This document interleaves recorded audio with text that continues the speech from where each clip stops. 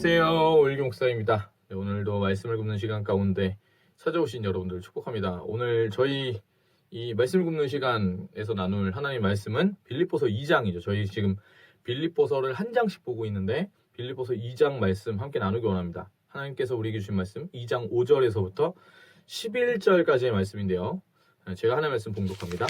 너희 안에 이 마음을 품으라. 곧 그리스도 예수의 마음이니 그는 근본 하나님의 본체시나 하나님과 동등됨을 취할 것으로 여기지 아니하시고 오히려 자기를 비워 종의 형체를 가지사 사람들과 같이 되셨고 사람의 모양으로 나타나사 자기를 낮추시고 죽기까지 복종하셨으니 곧 십자가에 죽으심이라.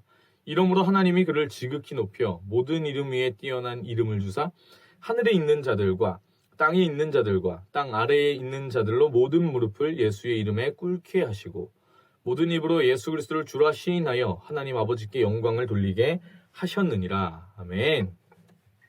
네, 오늘 이 말씀 가지고 하나님의 은혜 나누게 되길 소망합니다. 빌립보서 저희가 한 장씩 보고 있는데요. 추천드리는 거는 이 하루에 한 장, 많지 않잖아요. 그 한 장을 같이 이렇게 보시면서 이렇게 한번 이렇게 보시고 그 다음에 이 말씀 보시면 참 좋을 것 같아요. 사실 오늘 이 2장에 대해서 이야기를 하기 위해서는 5절에서 11절까지를 읽었지만 3절과 4절부터 읽어보아야 합니다. 제가 3절, 4절도 읽어드릴게요.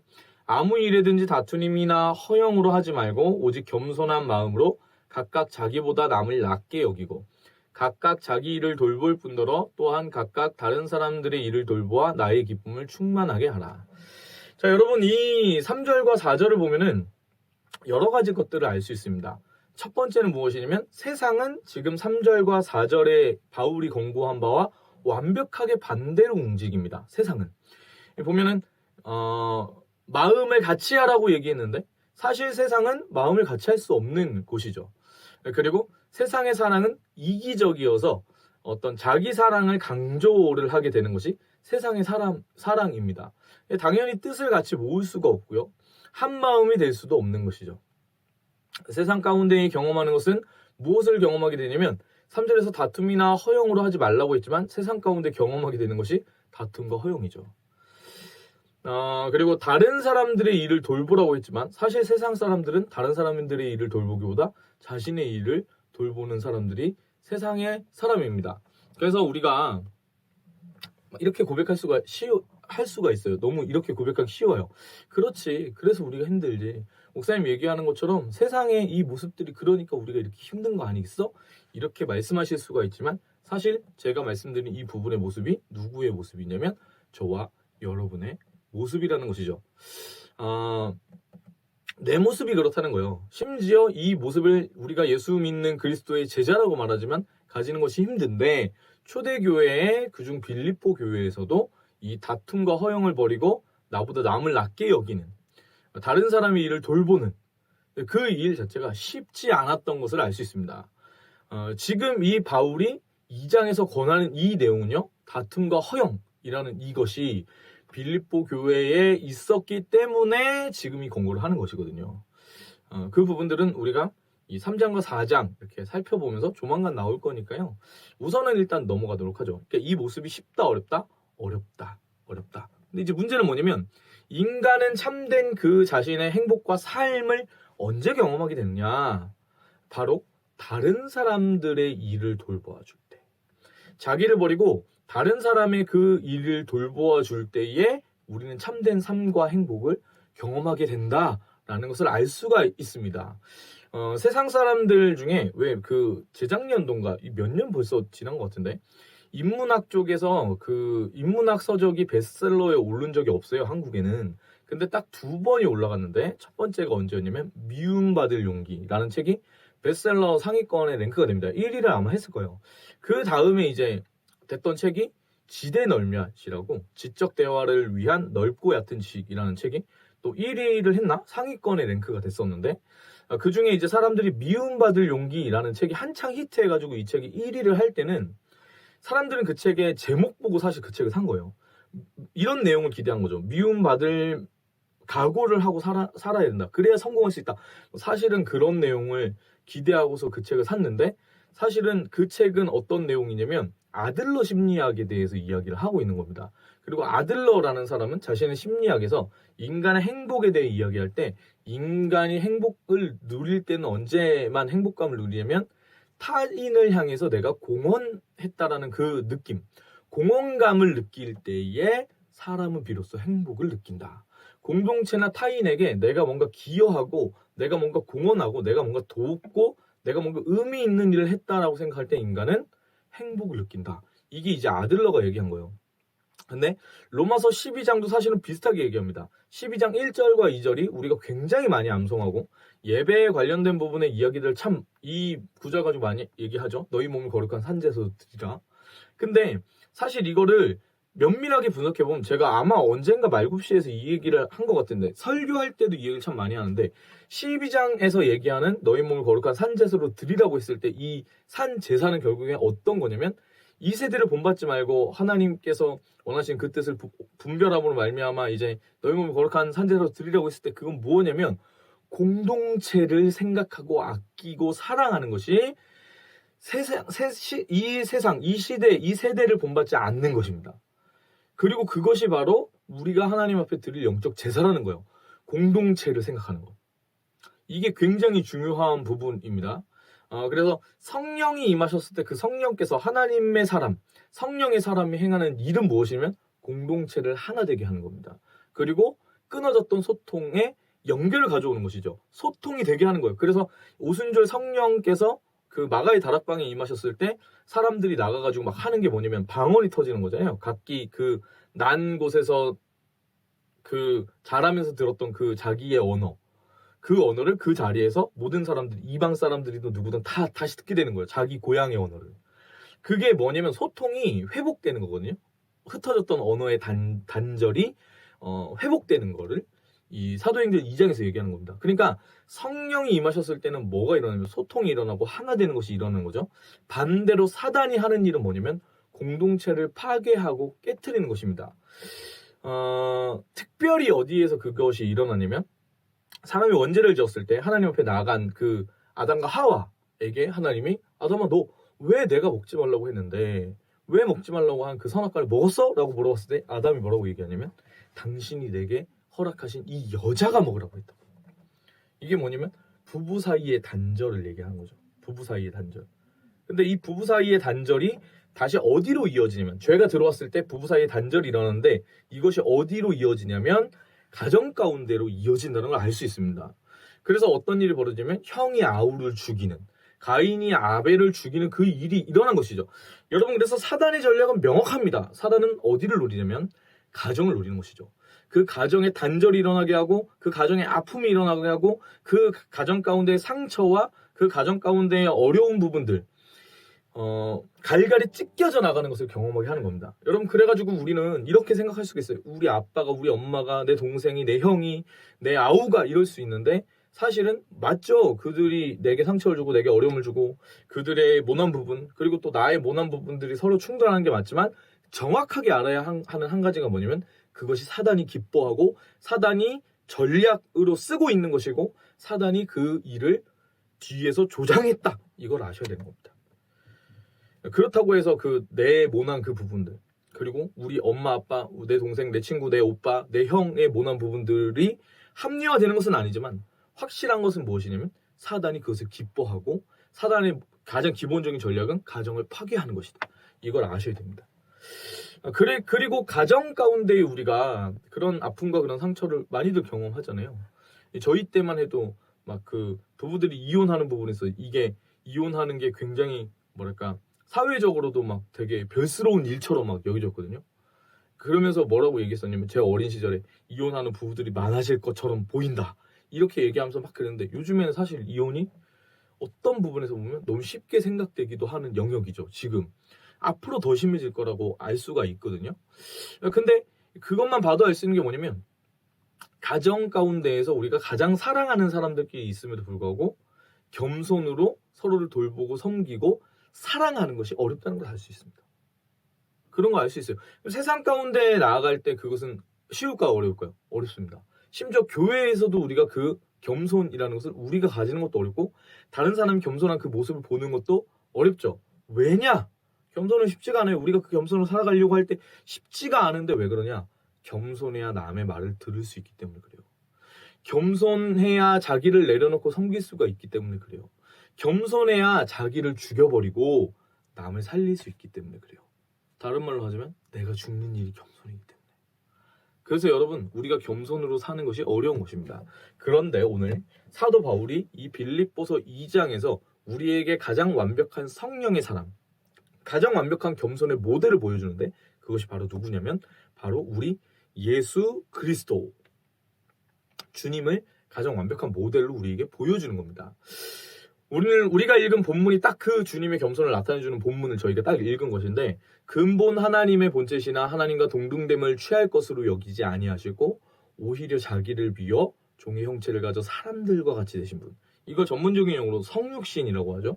여러분, 근데 그 성육신이라는 것은 참 놀랍고 정말 사람이 이해할 수 없는 어떤 그런 비밀입니다. 왜냐하면 하나님이신 그분, 온 우주보다 크신 그분이 인간의 몸에 스스로가 가두어지신 사건이기 때문이죠.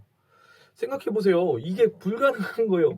그 온 우주보다 광대하신 분이 우리 인간의 크기만큼 작아지셨다. 이건 사실 생각해볼 수가 없는 일이거든요. 그 자체가 이 성육신에 대한 걸 이해하면 하나님이 우리를 얼마나 사랑하시는지를, 그리고 그분이 나의 이 상황 가운데 내 아픔과 내 어려움과 내 지금 힘들어하는 것들을 얼마나 잘 이해하시는지를 알 수가 있는 겁니다. 그 비밀에 대해 조금씩 다가가면 하나님이 나를 정말 완벽하게 이해하시겠다, 하나님이 정말 나를 사랑하신 그 사랑이 정말 완벽하겠다, 이걸 알 수가 있는 것이죠. 그리고 그 성육신 하신 예수님께서 자기를 낮추시고 죽기까지 복종하셔서 십자가에서 죽으시고 부활하신 겁니다. 왜 그러셨을까요? 하나님이신 그분이 왜 그러셨을까요? 이 일을 뭐에 비유할 수 있냐면요, 여러분이 길 지나갈 때에 여러분 발밑에 있는 개미가 막 지나간단 말이에요. 그 개미를 위해서 여러분의 생명을 바칠 수 있으십니까? 이게 저는 고양이를 키우거든요. 이렇게 있다가 뭐 반려동물이라고 할 때 그 반려동물을 위해서 이렇게 내가 내 생명을 바치겠다, 그럴 수도 있을 것 같아요. 반려동물은 가족이니까. 말은 그렇게 하는데 실제 필드에서 딱 그런 일이 벌어지면 사실 잘 모르겠죠. 확실한 건 길거리에 있는 고양이를 위해서 그런다, 그건 더 어려운 부분이겠죠. 더 낮춰볼까요? 더 낮춰서 생각해보면 어떤 분들은 제가 이렇게 얘기하는 것조차도 이해를 못하죠. 그 반려동물을 위해 내 생명을 바칠 수 있다, 그 각오 정도 하는 것도 이해를 못한단 말이에요. 그 동물인데 막 이렇게 할 수가 있어요. 근데 여기로 내려가면 진짜 딱 알 수가 있죠. 남을 위해 죽는 것도 사실 쉽지 않은데 벌레가 지나가는 그 벌레를 위해 내 생명을 바친다, 어렵잖아요. 말이 안 되는 거잖아요. 사실 이거를 이거를 딱 정확하게 이거를 하나님이신 예수 그리스도께서 우리를 위해 죽으셨다, 이렇게 볼 수가 있는 거예요. 그래서 찬송가에서 뭐라고 얘기하냐면 이 벌레 같은 날 위에 십자가를 지셨다. 십자가 내가 처음 볼 때 그 찬양, 만왕의 왕 내 주께서 왜 고초당했나, 그 다음 가사 딱 그죠. 이 벌레 같은 날 위에 딱 그렇게 얘기를 해요. 벌레, 만도 못한 우리, 이렇게 표현할 수가 사실 있는 거죠. 뭐 최근에 들어서 막 그 부분 표현이 너무 세지 않냐, 이렇게 말하는 사람도 있지만 저는 딱 적당한 표현이라고 생각합니다. 사실은 왜 그랬냐는 거예요. 그런데 우리가 그 지나가는 개미 위에서 생명 바치는 게 말이 안 되는 건데 예수님 실제 그 일을 하신 거예요. 왜 그러셨냐? 바로 저와 여러분을 예수님께서는 사랑하셨기 때문입니다. 사랑하시기 때문에 자기 생명을 주셔서 우리를 살리신 거예요. 그래서 그 희생이 정말로 너무 고귀한 희생인 거죠. 여러분, 제가 반려동물 얘기했을 때 저희 집에 있는 고양이를 위해 저는 죽을 각오 정도는 할 수 있다고 생각해요. 죽는 건 모르겠는데 죽겠다라는 각오 정도는 하는 게 맞다고 생각하거든요. 근데 왜 그러냐면 우리 고양이들을 제가 사랑하기 때문이죠. 사랑하기 때문이에요. 예수님 우리를 사랑하셨는데 제가 우리 집 고양이를 사랑하고 저희 아내를 심지어 사랑하는 것보다 더 깊고 크신 사랑, 우리 부모님이 저를 너무 사랑하는데 그 사랑보다 더 크고 넓고 더 엄청난 그 사랑으로 우리를 사랑하신 거예요. 그 사랑으로 주님께서 우리를 위해 생명을 주신 그 희생이 그래서 고귀한 희생인 거예요. 그래서 9절과 10절에서 11절까지 9절에서 11절까지 하나님께서 이렇게 말씀하십니다. 이러므로 하나님이 그를 지극히 높여 모든 이름 위에 뛰어난 이름을 주사 하늘에 있는 자들과 땅에 있는 자들과 땅 아래에 있는 자들로 모든 무릎을 예수의 이름에 꿇게 하시고 모든 입으로 예수 그리스도를 주라 시인하여 하나님 아버지께 영광을 돌리게 하셨느니라. 사도 바울은 바로 그 예수님을 우리 가운데 소개하면서요, 예수님의 그 겸손의 마음을 품으라고 이야기합니다. 그러면서 바울 자신도 그리스도 예수의 그 마음을 품었기 때문에 빌립보 교회 성도님들을 위해 자신을 전제로 드릴지라도 기뻐할 것이다 라고 이야기를 하는 것이죠. 자신을 도와 예수 그리스도의 마음을 품고 사역한 디모데와 에바브로디도의 본을 제시하면서 그들에게 감사를 표하는 겁니다. 이게 2장의 내용이거든요. 여기서 생각해 볼 부분이 두 가지가 있는 거예요. 두 가지가 있는 것인데, 첫 번째는 뭐냐면 하나님이신 그분께서 아무것도 아닌 날 위해 죽으신 그 사건이 복음입니다. 그렇기 때문에 하나님이신 그분이 죽으신 그 사건은 내 삶에 있어서의 나의 모든 문제와 나의 낮은 자존감과 나의 이 죽을 것 같은 사망의 모든 문제들을 해결할 수밖에 없는 것이죠. 왜냐하면 하나님이 죽으신 사건이기 때문에. 그러므로 여러분이 가진 그 복음의 비밀을 깨달아 알길 원합니다. 우리가 가진 모든 우울한 것, 우리가 가진 감정적인 모든 부분들, 우리가 가진 모든 나약함들, 모든 것들을 예수 그리스도께서 십자가에 못 박으신 것입니다. 그분께서 죽으심으로 말미암아 그 문제들을 다 해결하신 거예요. 그러므로 이 복음이 우리 가운데 복되고 기쁜 소식이라 할 수 있는 것입니다. 여러분, 그 복음을 여러분 오늘 이 하루 가운데 체험하고 계십니까? 여러분, 이제 과거에 여러분이 고아처럼 버림받은 사람들처럼 그 어려운 상황 가운데 살았다면 이제는 하나님 아버지께서 고아 같은 우리를 버려두지 아니하시고 우리를 자녀 삼으신 그 하나님께서 우리와 함께 하신다는 걸 꼭 기억해야 합니다. 두 번째는 무엇이냐면 이 빌립보서 2장을 보면 우리가 진짜 꼭 생각해야 될 한 가지를 잡아서 뽑으라 그러면 어떤 고백이 딱 이 2장을 읽고 나와야 되면, 주님, 예수님. 그렇죠. 예수님이 날 위해서 이렇게 이 땅 가운데 오셨죠. 여기서 그치면 안 되고 나도 그 주님, 그 예수님처럼 살길 원합니다. 예수님처럼 살길 원합니다. 여러분, 이것이 저와 여러분의 고백이 되어야 한다는 것이요. 저와 여러분의 고백이. 예수님처럼. 왜 우리가 하는 찬양 중에 그런 찬양, 소원이라는 찬양. 이 그리스도인의 소원이라는 건데 이게 가사가 그렇죠. 내가 노래하듯이 또 내가 얘기하듯이 살길. 나 그렇게 죽기 원하네. 삶의 한 절이라도 그분을 담기 원하네. 이게 그리스도인의 소원이어야 한다는 겁니다. 이게 그리스도인의 유일한 소망이어야 돼요. 그래서 질문해봐야 돼요. 여러분, 정말 그 예수님을 닮길 원하십니까? 그렇다면 여러분 가장 가까운 주변부터 돌아보기 시작해야 돼요. 예수님이 우리에게 생명 주신 것처럼 내가 겸손으로 하나의 미랄이 되어서 다른 사람들을 겸손으로 섬기고 사랑해주고 그 사람들을 위해 내 것을 베푸는 것. 여러분, 그 작은 걸음이 여러분이 예수 그리스도 닮는 그 길로 인도되는, 그 작은 걸음이 그 인도되는 것이라는 걸 깨달아야 돼요. 우리가 그 작은 한 걸음 내디딜 때 우리가 예수님을 조금씩 더 닮아가는 것이라는 거죠. 여러분, 오늘 하루 우리에게 다시 한번 주어졌습니다. 여러분, 그 예수님처럼 살기 원하세요? 예수님을 닮는 그 하루를 살기 원하세요? 그런 삶을 살아가는 저와 여러분 되길 소망합니다. 찬양 할까요? 삶의 작은 일에도 하겠죠. 네, 함께 고백하기 원합니다. 함께 찬양하기 원합니다.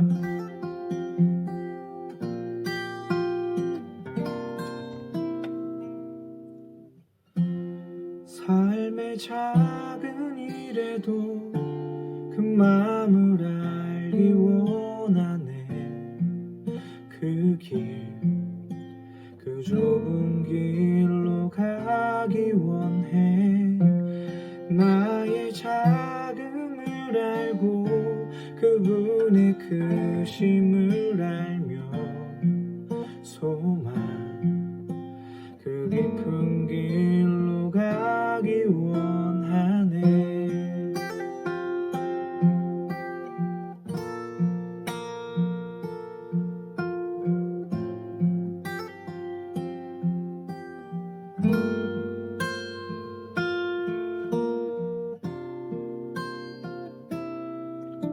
저 높이 솟은 산이 되기보다 여기 오름직한 산이 되길 내가 아는 길만 비추기보다는 누군가의 길을 비춰준다면 내가 노래하듯이 또 내가 얘기하듯이 살길 날 그렇게 해주기 원하네. 삶의 한 절이라도 그분을 닮기 원하네. 살아 그 높은 길로 가기 원하네. 저 높이 솟은 산이 되기보다 여기 오름직한 동산이 되길 내가 아는 길만 비추기보다는 누군가의 길을 비춰준다면